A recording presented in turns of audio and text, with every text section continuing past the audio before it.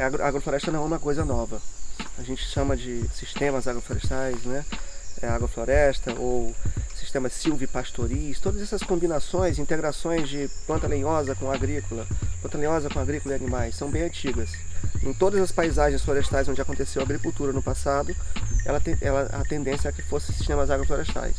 Até porque a gente não tinha as ferramentas, nem para lidar com florestas, não tinha trator de esteira, né? Não tinha motosserra, e também não tínhamos tanta demanda por madeira como a gente tem hoje, né? Falando das paisagens florestais. E hoje em dia, após a Revolução Verde, na década de 50, 60, a agricultura se transformou no mundo inteiro.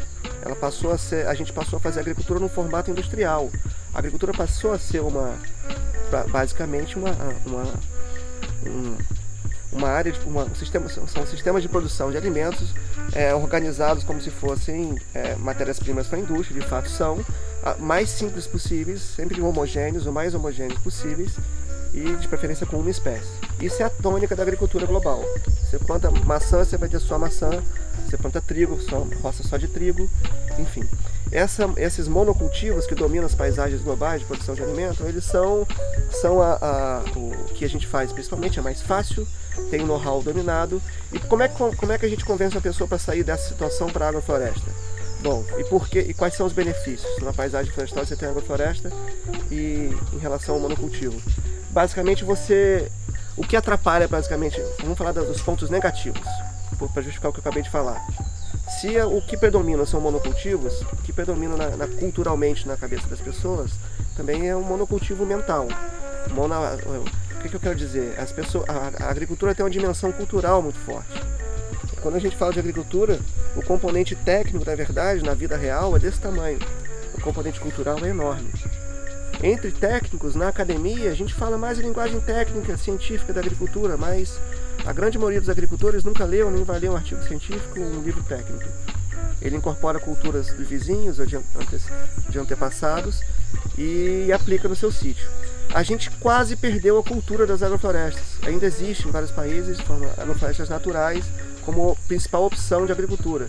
Tem alguns países do mundo que têm a floresta mais relevante como sistema principal, mas o Brasil não é um deles, infelizmente. Está crescendo agora. E a dificuldade de perceber as vantagens da agrofloresta também vem dessa mentalidade de monocultivo, de negar qualquer possibilidade de produção satisfatória com alta diversidade.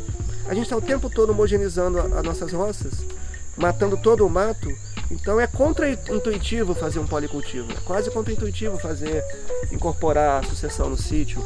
Então é uma questão cultural, uma barreira cultural no primeiro momento. Porque é uma solução tecnicamente viável, economicamente viável, com respaldo histórico de milhares e milhares de anos. A gente faz isso de uma forma, isso ancestralmente falando, né? De formas não tecnificadas, porém as pessoas comiam os alimentos das agroflorestas, né? Sempre foi assim. E então a primeira barreira é cultural, por causa dessa tendência ao monocultivo, né? 2 gerações de seres humanos no planeta estão fazendo agricultura assim. Então quando a transmissão de conhecimento cultural, de cultura, costuma ser oral ou por experiência. Então quando tem uma geração perde, acontece um hiato, né? Então muitos agricultores familiares que faziam agrofloresta com meus vizinhos aqui, os filhos deles não reproduzem aquele sistema de produção, não tem seus quintais agroflorestais. Essa região do Baixo Sul da Bahia tem muitos quintais agroflorestais, muitas agroflorestas diversificadas no entorno das casas. As pessoas sequer chamam esses ambientes de agroflorestas, mas são agricultores agroflorestais. Mas se os filhos deles não aprendem a fazer isso, os netos deles não farão, não vão ter como aprender. Então, e o que se aprende hoje em dia na agricultura é como produzir grãos em monocultivo, fruticultura em monocultivo. Então a primeira barreira é essa. E a principal vantagem de conversão é você ter diversidade produtiva, você tem segurança econômica e segurança ecológica se você faz consórcios diversificados viáveis. Se seus consórcios são viáveis tecnicamente, se as plantas compartilham bem aquele espaço, aqueles recursos, te geram sinergia produtiva, compartilhamento de recursos, de espaço, você tem vantagens agronômicas. Se você simula a condição de uma floresta, você consegue ter mais plantas por superfície e você explora um volume produtivo e não uma superfície somente. Isso é uma mudança de mindset muito forte, de paradigma também, de forma de encarar isso, porque Na agricultura convencional você só tem uma camada de folhas, portanto um extrato, seja qual for. Nesse ambiente que vocês estão vendo aqui tem plantas em vários andares, simulando uma estrutura florestal, e tem um processo de sucessão incorporado. Então tem um processo de recuperação de solo que move o sistema, né, para frente. Então a gente está simulando processos que são coerentes com essa paisagem e que exploram melhor a superfície, criando um volume produtivo. Então eu tenho vantagens produtivas. Uma desvantagem disso tem que ser ressaltada do ponto de vista comercial, é que você tem que estar preparado para comercializar a diversidade de produtos que você produz. E a cultura do comércio agrícola também é em monocultivo. Não só a cultura da produção, mas a de comércio.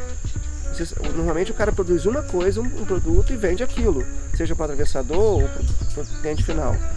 Se eu tenho um palmito aqui, uma madeira, uma fruta, são clientes diferentes, canais diferentes.